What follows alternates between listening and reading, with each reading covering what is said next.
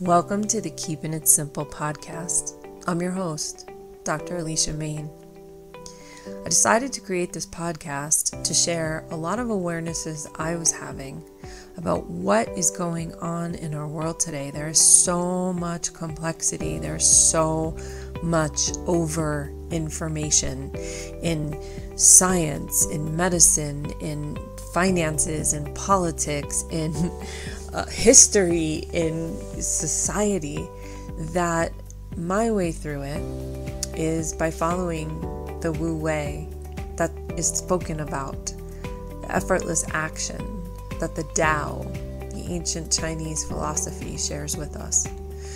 So, in having the awarenesses that I've had and creating the episodes I've created, I also want to talk to leading authors, leading leaders, leading experts in their field about how do they take the mass amount of information that they are receiving, that they are bringing out into the world, and how do they actually keep it simple within their own lives? Because I think, as we all know, too much complexity also leads to fear. It leads to stress, it leads to overwhelm, and that's not really pulling out the best in us. So enjoy our conversations about keeping it simple. See what resonates for you, leave the rest behind, and hopefully this podcast will leave you with some really powerful tools to just keep it simple in your own life and reconnect with your highest level of unconditional love and self-mastery. Thanks for listening and enjoy the show.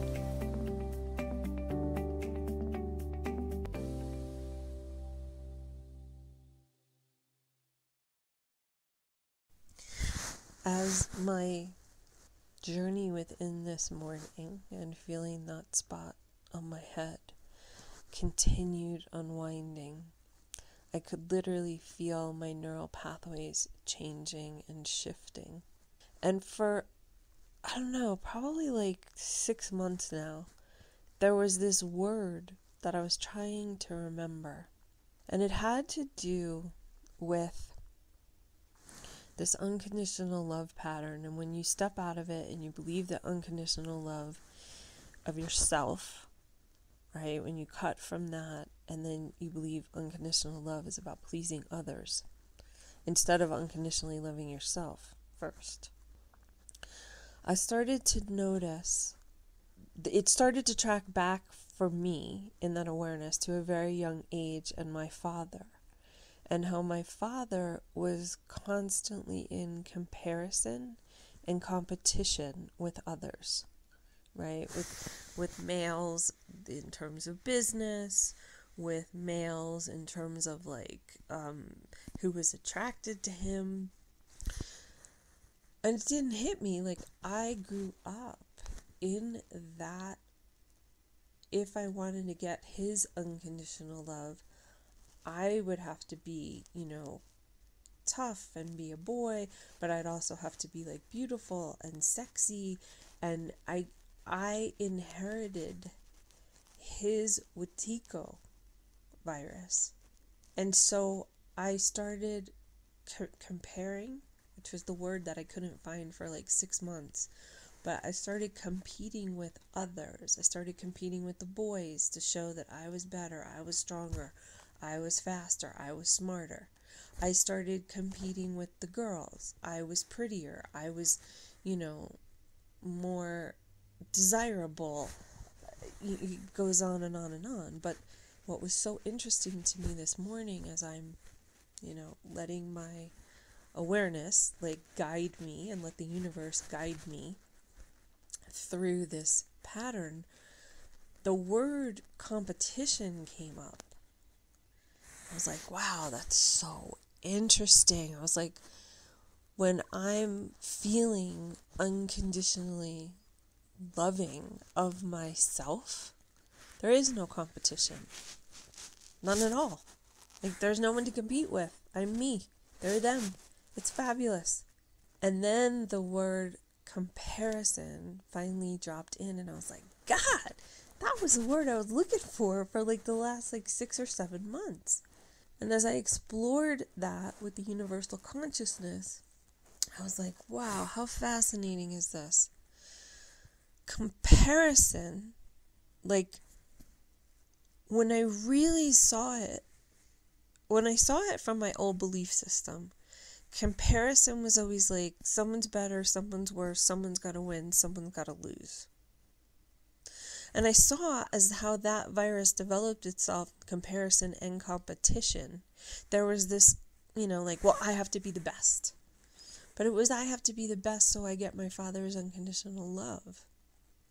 And as soon as I saw that pattern, I went, wait a minute, if I'm unconditionally loving myself, well, comparison no longer turns into something like, oh, I see something really cool in somebody else. I want to have that thing. I kind of feel jealous that they have that thing. Well, now I'm going to compare myself and compete with them. But as I looked at it through the lens of unconditional love, something really strange happened. My universal awareness took me to my eyes, like looking from inside my eyes, and I realized there was kind of almost like a hole blown in the right side energetically of my eyes, of my whole entire eye socket. And it almost felt like when I see these pictures that, of like a person that's like half human, half AI, and I was like, this is not going to be me. I am not seeing this stuff through an artificial lens. I'm going to see this through my own lens of what this authentically is, what this human patterning is in our energy field, in my energy field. And so I started looking at the competition and comparison piece. And as I was looking through the comparison piece, through this, like what felt like strange AI lens, it was like jealousy came up, envy, like separation, right? Comparison created this separation. And then as I said, oh no, we're not fucking going there. And that comparison led to competition. And I was like, no, show me this through the lens of unconditional love. Like if I am unconditionally loving myself, how does this actually look in reality, in authentic intelligence, not artificial intelligence? Started to happen is my eyes started feeling like that artificialness started leaving. So I was like, no, I'm fully committed to being a human, not an artificial human. So what I started to see was what I started healing my understanding of comparison. Comparison was not to be jealous or envious, believing that I didn't have what that person had. I started to realize, wow, that's the thing that's attracting me to that person, because the energy that they're experiencing or expressing or displaying or feeling is what I want to feel. Like I want to feel more of that. Not I want to take it from them. I want to unconditionally love myself enough to say, oh my God, freaking love hanging out with you because it feels so fucking good, because that energy is so awesome. And I don't want to suck it from you. I actually want to, I want to awaken it. Like, I love being around you because that awakened that in me. And it's not a competition. And it's not a comparison. It's like just more of whatever that energy is, whether it's joy or orgasmic energy or just like freedom flowing. I had a conversation with Dan Rosser, who's an amazing natural horseman.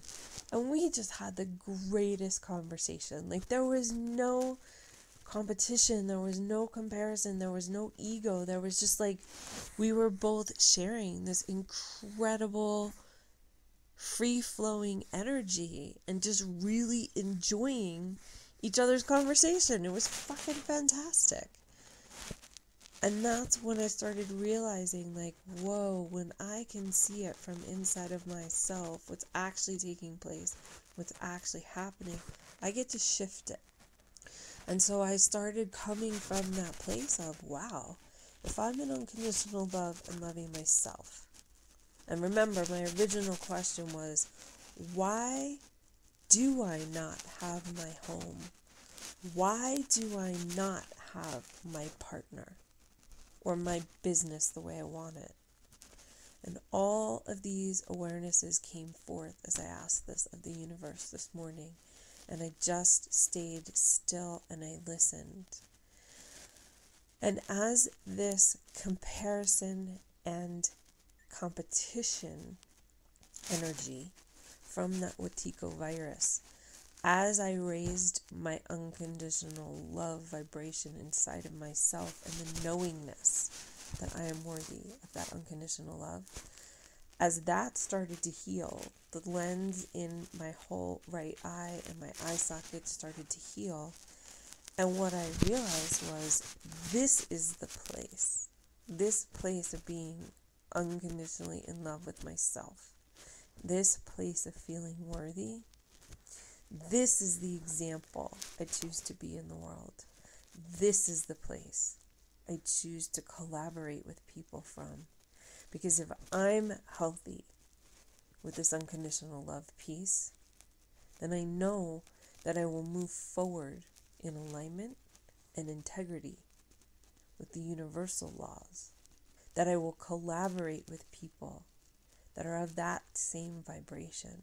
And then it's not about going to war. It's not about fighting. It's not about feeding the hungry ghost of the Watiko virus anymore. It's about being nourished truly by unconditional self-love.